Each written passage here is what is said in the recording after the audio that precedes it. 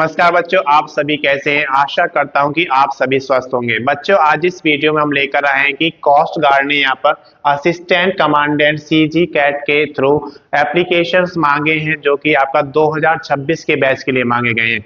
इसकी अंतिम तिथि क्या होगी, सारा कुछ हम इसमें क्वालिफिकेशन क्या होगा, सब कुछ डिस्कस करेंगे। वीडियो को अंत तक जरूर देखें। अगर अभी तक आपने चैनल को सब्सक्राइब नहीं किया, सब्सक्राइब करें, वीडियो को लाइक करें और ज्यादा से ज्यादा शेयर करें, ताकि ये उन सभी लोगों के पास पहुंचे जो इसके अंतर्गत फॉर्म को फिल करना चाहते हैं। तो सबसे पहले हम बात करते हैं इसमें कि इसकी प्रारंभिक तिथि क्या होगी। तो इसके ऑनलाइन एप्लीकेशन आपके 5/12/2024 से शुरू हो जाएंगे, यानी कि 5 दिसंबर 2024 से ऑनलाइन एप्लीकेशन आप इसका फिल कर सकते हैं। इसके बाद बात करते हैं अंतिम तिथि की। तो अंतिम तिथि क्या होता है, लास्ट डेट इसका दिया गया है आपको 24/12/2024, यानी कि 24 दिसंबर 2024 तक आप इसका एप्लीकेशन फॉर्म को फिल कर सकते हैं। उसके बाद देखते हैं आवेदन शुल्क। आवेदन शुल्क आपको हर एग्जाम के लिए देना होता है। जब भी आप किसी गवर्नमेंट जॉब के लिए जाते हैं तो उसके लिए क्राइटेरिया होता है कि किस कैटेगरी को कितना फीस देना होता है। तो एप्लीकेशन फी अगर यहाँ पर देखें तो जनरल, ओबीसी, ईडब्ल्यूएस, यानी कि आप अगर जनरल, अनरिजर्व रिजर्व यानी कि आप सामान्य जाति से आते हैं, या ओबीसी अदर बैकवर्ड कास्ट यानी कि अन्य पिछड़ा वर्ग से आते हैं, या फिर इकोनॉमिकली वीक सेक्शन से आप आते हैं ईडब्ल्यूएस से, तो उन सभी केसेस में आपको 300 रुपए का यहाँ पर एप्लीकेशन फी यानी कि आवेदन शुल्क देना होगा।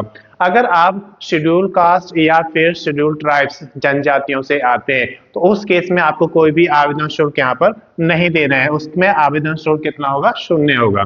तो इसके बाद आपसे बात की जाएगी कि किस तरीके से आप इसका एप्लीकेशन फॉर्म फिल करेंगे, तो कैसे कैसे इसका फीस आप जमा करा सकते हैं। तो इसके लिए ऑप्शंस हैं आपके पास। आप डेबिट कार्ड अगर यूज करते हैं तो डेबिट कार्ड से इसका एप्लीकेशन फीस जमा करा सकते हैं। अगर आप क्रेडिट कार्ड यूज करते हैं तो क्रेडिट कार्ड से इसका एप्लीकेशन फॉर्म का फीस जमा करा सकते हैं। और अगर आप नेट बैंकिंग यूज करते हैं तो नेट बैंकिंग से भी इसका एप्लीकेशन फॉर्म का फीस जमा करा सकते हैं।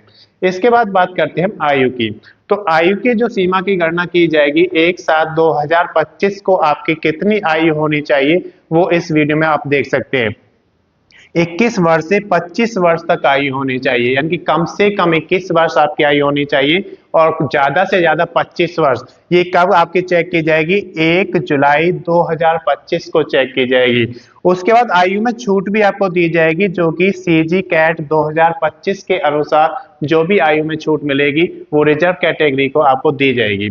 उसके बाद हम बात करते हैं कि एग्जाम डेट। एग्जाम इसके 2 स्टेज में होंगे, स्टेज 1 और स्टेज 2, दोनों एग्जाम्स अलग अलग होंगे। तो स्टेज 1 में अगर आप देखें तो 25 फरवरी 2025 को आपका स्टेज 1 का एग्जाम होगा, जो कि डेट आपका फिक्स है। लेकिन जब स्टेज 2 की बात करते हैं तो ये मार्च मंथ में होगा, जब स्टेज 1 का आपका एग्जाम कंप्लीट हो जाएगा, उसका रिजल्ट आउट होगा। उसके बाद एग्जाम आपका स्टेज 2 का होगा, उसके लिए आपको डेट फिक्स कर दिया जाएगा। इसके बाद हम अगर बात करते हैं कि जो आयु की छूट है वो सीज कैट 2025 के नियम के अनुसार आपको दी जाएगी, जो भी आयु में छूट आपको मिलती है।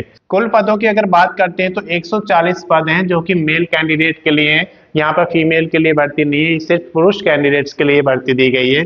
जिसमें से जीडी यानी कि ग्राउंड ड्यूटी के लिए 110 वैकेंसी दी गई है और टेक्निकल इंजीनियर के लिए 30 वैकेंसी दी गई है। 2 ग्रुप में इस वैकेंसीज को बांटा गया है, ग्रुप जीडी यानी कि आपका ग्राउंड ड्यूटी के लिए और टेक्निकल इंजीनियर के लिए।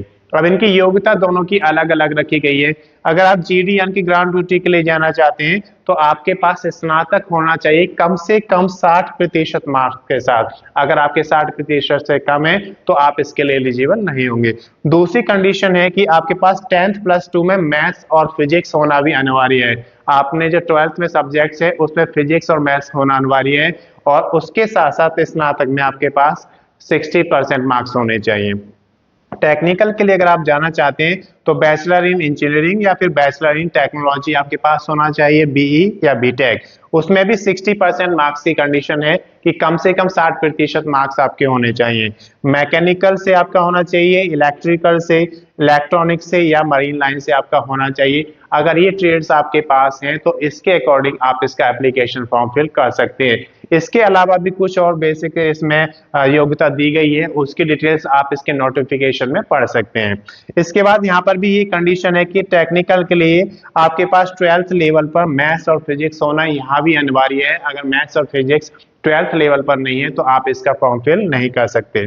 इसके बाद डॉक्यूमेंटेशन की बात करते हैं। डॉक्यूमेंटेशन आपका बहुत इंपॉर्टेंट पोर्शन होता है, तो सारे डॉक्यूमेंट्स आपके पास स्कैन कॉपी में होने चाहिए जब भी आप फॉर्म फिल करने के लिए बैठते हैं, क्योंकि वो सारे डॉक्यूमेंट्स आपके अपलोड किए जाएंगे। तो डॉक्यूमेंट्स में सबसे पहले देखते हैं हम एलिजिबिलिटी। एलिजिबिलिटी का मतलब क्या होता है कि आपकी क्वालिफिकेशन क्या है, इसमें जो भी इसके अकॉर्डिंग योग्यता आपकी मांगी गई है वो सारे आपके पास डॉक्यूमेंट्स स्कैन कॉपी में होने चाहिए। उसके साथ साथ आपके पास आईडी प्रूफ होना चाहिए और उसकी स्कैन कॉपी आपके पास होनी चाहिए। एड्रेस प्रूफ और उसकी स्कैन कॉपी आपके पास होनी चाहिए। बेसिक डिटेल्स, बेसिक डिटेल्स में क्या आता है, आपका फादर नेम, आपका मदर नेम या फिर आपका डेट ऑफ बर्थ क्या है, परमानेंट एड्रेस क्या है, ये सारी बेसिक डिटेल्स आपकी फिल की जाएंगी। उसके बाद आपके डॉक्यूमेंट्स अपलोड किए जाएंगे। उसके बाद आप यहाँ पर देख सकते हैं कि आपके पास फोटो होना चाहिए आपका और एक सिग्नेचर होना चाहिए। तो फोटो आपका A4 साइज फोटोग्राफ आप कराएं और उसको आप अपलोड करेंगे, स्कैन कॉपी आपके पास होना चाहिए। इसी के साथ साथ सिग्नेचर का भी आपके पास एक पेज पर आप सिग्नेचर करके उसका भी स्कैन कॉपी अपने पास रखें। प्रीव्यू, प्रीव्यू का मतलब होता है कि जब आपका कंप्लीट फॉर्म हो जाएगा तो उसके बाद उसका एक बार प्रीव्यू चेक कर लें, ताकि अगर कोई गलती आपने की है तो आप उसे सुधार सकते हैं, क्योंकि बाद में कोई मौका आपको नहीं मिलता है। तो प्रीव्यू अगर आपका सही है, लगता है कि आपने सारी एंट्री सही फिल की है, तो आप उसका फिर फाइनल सबमिशन कर देंगे। फाइनल सबमिशन हो जाएगा तो उसके बाद आपको उसका प्रिंट आउट लेना अनिवार्य है, क्योंकि प्रिंट आउट में आपके पास तो सारी डिटेल्स होती हैं कि क्या क्या आपने फिल किया है, उसके अकॉर्डिंग क्या क्या डॉक्यूमेंटेशन आपको रेडी रखना है। ऐसे अपनी कांस्टेबल के लिए यहाँ पर वैकेंसीज निकाली हैं, जो कि स्पोर्ट्स कोटा की वैकेंसी है, मेल और फीमेल दोनों के लिए रखी गई हैं। ऑनलाइन एप्लीकेशन इसके शुरू हो चुके हैं, आप देख सकते हैं। प्रारंभिक तिथि 1/12/2024 है, यानी कि 1 दिसंबर 2024 से एप्लीकेशन फॉर्म शुरू हो चुके हैं।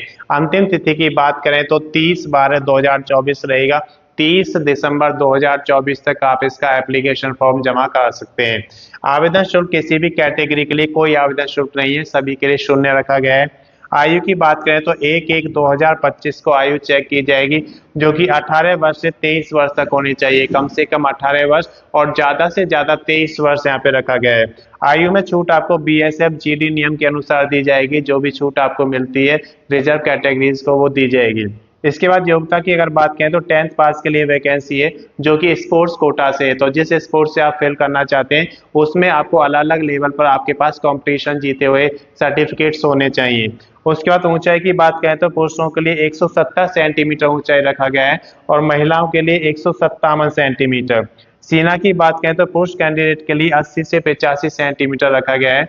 फुलाने के बाद 85 सेंटीमीटर होना चाहिए और बिना फुलाए उसको 80 सेंटीमीटर मांगा गया है।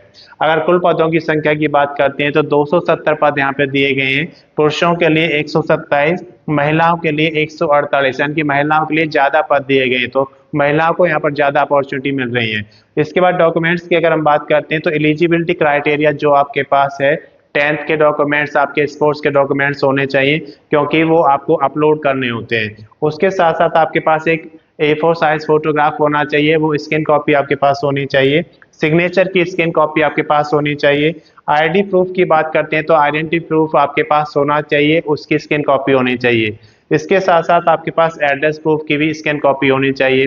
बेसिक डिटेल्स, आप पहले बेसिक डिटेल्स फिल करते हैं, जैसे कि आपका नेम क्या है, आपका डॉक्यूमेंटेशन कंप्लीट हो जाएंगे, उसके बाद उन्हें अपलोड किया जाएगा और सारी डिटेल्स बनने के बाद आप उसका प्रीव्यू चेक करेंगे। तो प्रीव्यू में क्या होता है कि आप उसको क्या क्या फिल किया सारा कुछ चेक कर सकते हैं और अगर कोई गलती होती है तो आप उसे सुधार सकते हैं।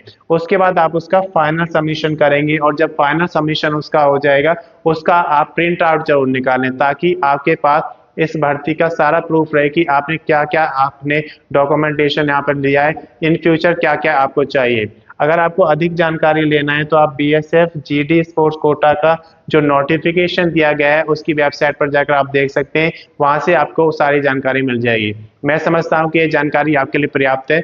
अगर अभी तक आपने चैनल को सब्सक्राइब नहीं किया, सब्सक्राइब करें, वीडियो को लाइक करें और ज़्यादा से ज़्यादा शेयर करें, ताकि ये सभी लोगों के पास पहुंचे और उन्हें बीएसएफ कांस्टेबल बनने का मौका मिले। धन्यवाद।